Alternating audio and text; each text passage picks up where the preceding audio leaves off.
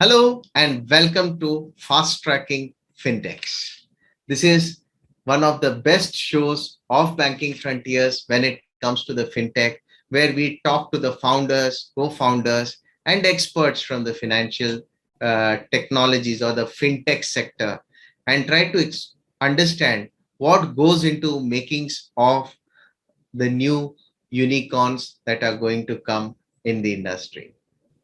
Today with us, we have the co-founder of Freo, which is essentially a company which is uh, taking over money tap and expanding newer horizons into the Indian fintech sector. I'm here to introduce Mr. Kunal Varma, who is the co-founder and the strategist behind Freo in India. Kunal, welcome to Banking Frontiers Live. Hi, Babu. Thank you for having me here. It's a pleasure. So, Kunal, let me just try to invite our next guest for this show today. He is Gaurav Arora, and Gaurav is the head of financial services practices at Yotta. Hi, Gaurav. Welcome to Fast Tracking Hi, FinTech. Babu. Hi, Kunal. Hi, Gaurav. Hi. So, Gaurav, we were having some interesting chat with Kunal, who is the founder of Freo, which is erstwhile MoneyTap. And we have been having some interesting conversations on how fintech organizations are looking at A, fast tracking their growth, B, how they are built upon a legacy of infrastructure, and what is the way forward that it is looking like for them. Before I get into more business questions with Kunal, let me take some perspectives from you as to how are organizations, especially which are having a legacy of being built upon technology, okay, uh, being facilitated by companies like you in terms of balancing security and compliance on one side, at the same time making experience critical, and at the same time making sure that they have agility at the same time. So how are you planning to, or how are you helping organizations in bringing all these things together? Sure. In fact, I was also very intently listening to Kunal and was trying to draw parallels, in the business, the way we run it and the way he has envisaged Freo or MoneyTap. It's actually always about the wider view, what more we can do for the customers and be agile at the same time, right? When you talk about a wider view from a technology perspective, is about, do we understand their business? Where are they going? What kind of digital technologies a unicorn or a startup, say in the BFSI fintech space, what technologies are they looking at? Can we bring them those technologies as a service? So when you talk about data center, of course, it's I would say, very rudimentary kind of a co-location service. Yes, Yotta does it extremely well, as good as anybody else, I would say better. But it's about packaging the whole thing as a data center as a service, right? And for that, what Yotta does is takes a very cloud native approach to the design we have catered with compliance and security, which is inbuilt. It's not an afterthought, right? Which we can bring them, as a service.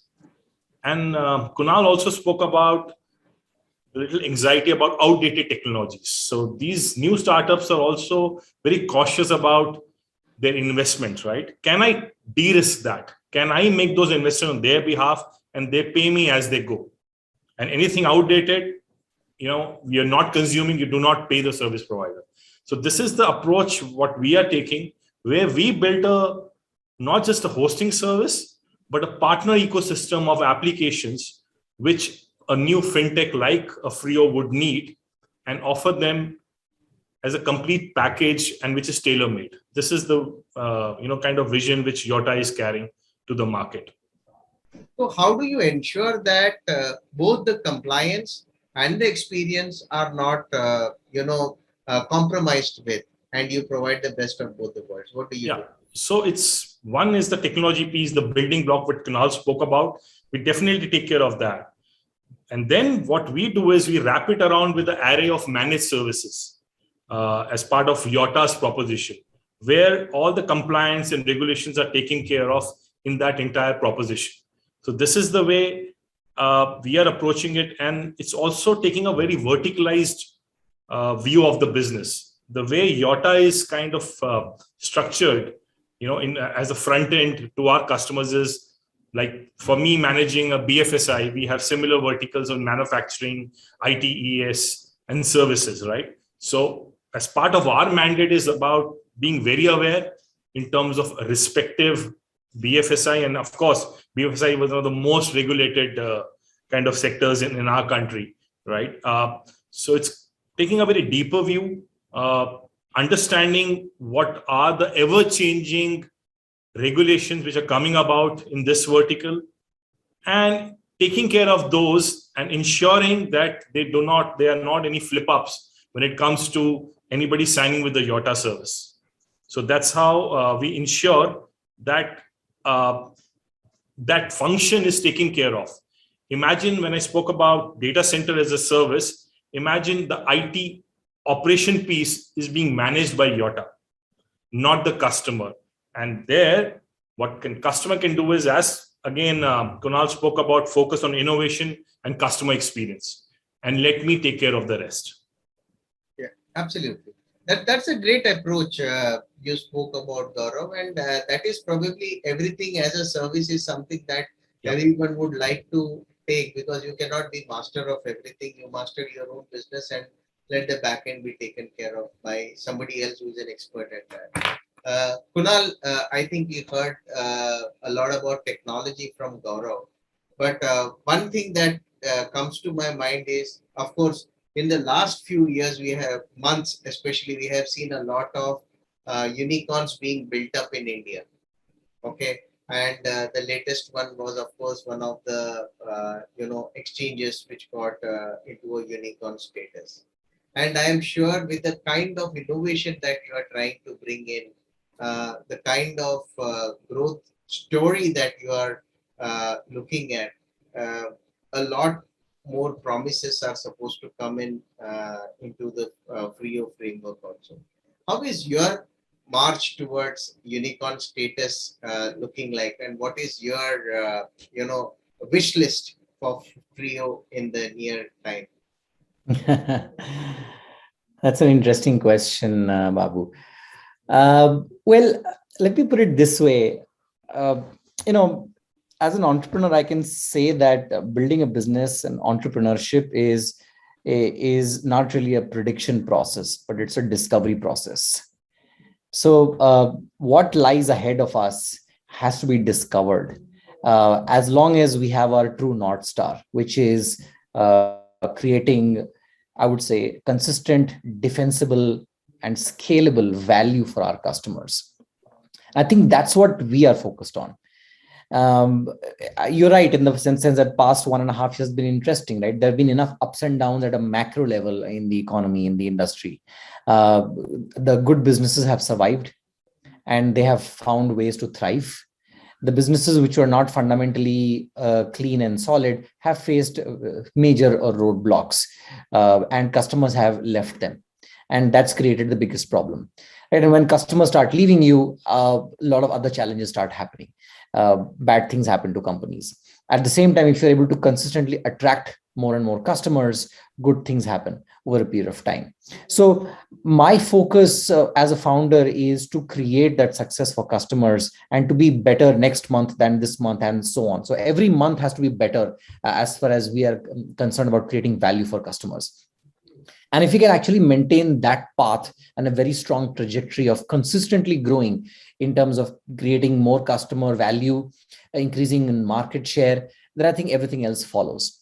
So in terms of marching towards a particular milestone, whether it be a unicorn status or something else, I don't have anything specific in mind in terms of, hey, I need to hit this particular, I would say popular status by this month or by that quarter or by that year. I guess it'll happen in the due course of time. But what is more important for us is to be able to create that customer love for our brand and to continue on this growth path, right? So in the past 6 months, the total transacting customer base in our business has simply doubled. Wow. And we believe that if we are able to continue on this path in the next 6 months, we should be able to again double it. And that kind of growth is what will then put us on the right path. So I would say it's a game of, I would say, creating value, and valuation follows. It's not the other way around. So you create value and valuation follows. And at the same time, it's not about predicting, it's about discovering. So as long as, as long as I can keep these two things in mind and keep my head down and be honest about creating value for customers, I think, we'll all know when the company reaches a particular status, be it unicorn or whatever it is. Yeah, I think you are repeating the age-old teaching of Bhagavad Gita, which says, "Karm kiye jao, phal ki chinta mat karo." It will come to. I think that's how it is, because you cannot be too outcome driven. You have to be effort and process driven, and you cannot control the outcome. It's like life, right? You take decisions based on what you understand, what you know, and what you think you want for yourself in the future. And even then, a lot of things don't work out well, right? It's like an expert surgeon performing a surgery on a patient. That surgeon might have performed a surgery for, let's say, hundreds and hundreds of patients, but maybe after the 500th surgery, the 501st surgery might not go as planned. It is not because the process was not followed. It is not because there was a lack of effort, but there are too many other factors and variables in play which you do not control. So it's all about controlling what you can control, which is your effort, your process, the right decision making and judgment, and not being too obsessed about the outcome. Be obsessed about creating value in the process, and the outcome will follow. Yeah. In fact, I would like to come and just give my perspective on the same question, right? Yotta was born in pandemic company, right? We launched our services right in middle of pandemic, July 2020. And here we are, little over a year old, and we have onboarded close to 300 customers already, right? So it's exhilarating journey for the team. But I think one thing what we were focused on is just solving customer problems in a unique manner. Can we do it? And as Kunal mentioned, right, the obsessiveness of with the customer, their requirements, and somewhere, that takes care of the competition. You don't need to focus on the competition, but on the customer and the requirements. Good things are bound to happen.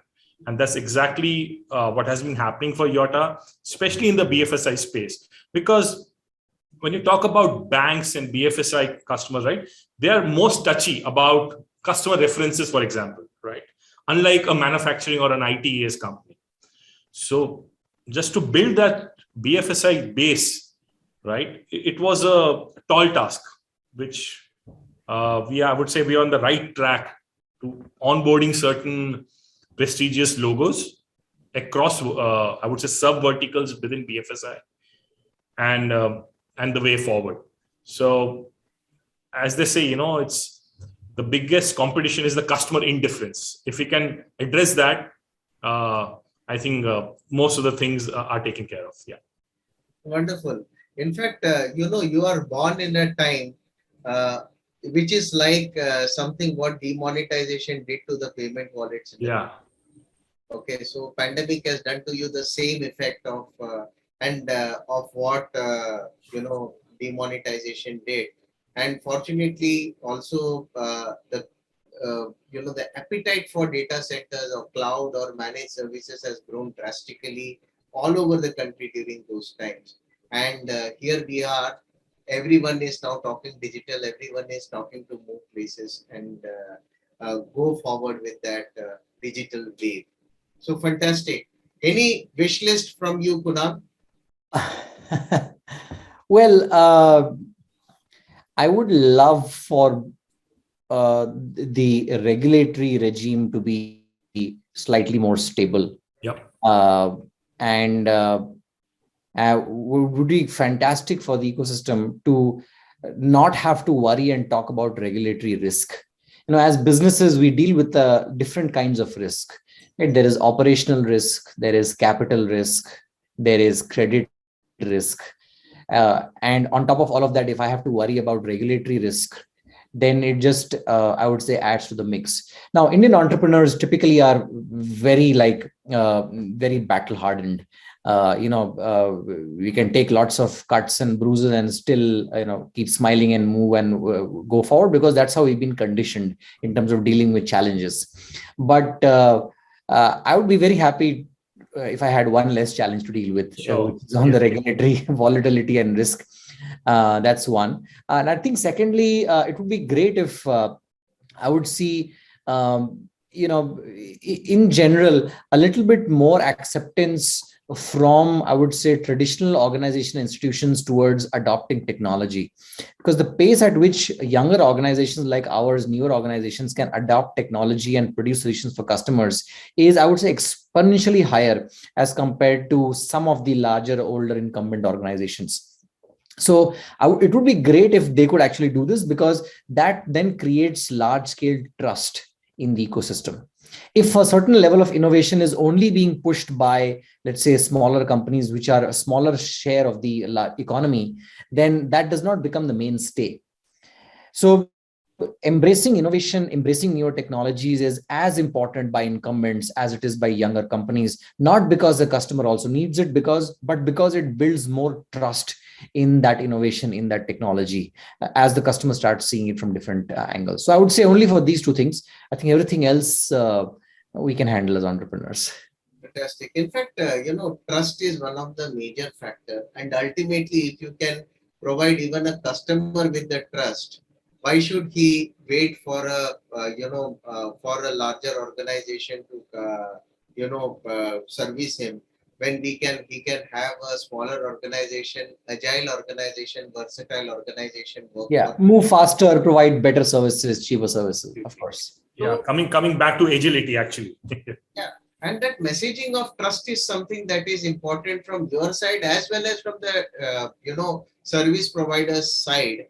Gaurav, how do you look at providing or empowering the customers of the future with trust? Okay, how are you building that trust, especially with? I think it's all about going back to the basics, right? As I just spoke of earlier, it's about obsessing with their requirements, right? And do not oversell and underdeliver. I think that's a perennial problem when you look at it from the sales standpoint, right? We as a company, and me as an individual as well, throughout my sales career, that's one thing I've always stuck with: never overpromise and underdeliver. And then coming to technology, yes, we spoke about agility, right? The world has changed, right? It's not human going to applications; it's applications coming to humans now. So this forever state of connectedness, be it appliances, be it your cars, or even certain fintech applications, right? What it's creating, the data is ballooning, and it's ever increasing. So you need to go back, take a cloud native approach so that you can manage the data in a very agile manner and be I would say a digital enabler for fintech companies and beyond, right? And once we get the hang of customers' business, and again, back to not under-delivering, I think that's a recipe for earning trust and long-lasting relationships. Wonderful. Thank you very much, Gaurav. Thank you very much, Kunal, for this interesting conversation. One thing is clear. Both of you are into the business of bringing mountain to Muhammad and not taking Muhammad to the mountain. Okay. So the best of the possibilities, the best of the services, the best of the opportunities should come to the customer rather than customer going to those services. And ultimately, that is the key deciding factor whether the customer will work with you or not. Absolutely. And especially in a customer oriented market where the customer has a plethora of choices, I think that is one of the key deciding factors. And you both have been doing it wonderfully. And that is easily shown in the growth charts of your businesses respectively. Congratulations to both of you for achieving it. And we look forward to more such fast-tracking fintech conversations with both of you and inspiring other fintechs to do well and lead the growth charts. Thank you very much. Thank you for hosting this, Babu. Thank you for having us, Babu. Thank you. Bye-bye. Thank you. Bye.